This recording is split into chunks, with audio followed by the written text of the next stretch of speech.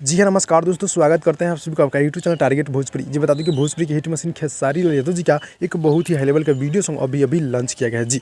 और गीत को गाए हैं खेसारी लाल यादव जी और अनामिका त्रिपाठी जी, यानी कि डुएट सॉन्ग है, बहुत ही हाई लेवल का है, जो कि डायरेक्ट अभी अभी वीडियो सॉन्ग यानी कि रिलीज कर दिया गया जी। डोली सजा के रखना जो फिल्म है, उसी फिल्म में गाना, जो गाना पूरी तरह से बवाल है जी। और आप लोग इस गाने को प्यार दुलार दीजिए, सपोर्ट कीजिए, गाना पूरी तरह से गजब है जी। हाँ दोस्तों, जो कि डोली सजा के रखना जो फिल्म है, उसी फिल्म में गाना है, जो कि कड़ीह कोठरिया में प्यार, कड़ीह कोठरिया में प्यार, जो कि गाने का बोल है, जो कि गाना बहुत ही मज़ेदार, बहुत ही हाई लेवल का है।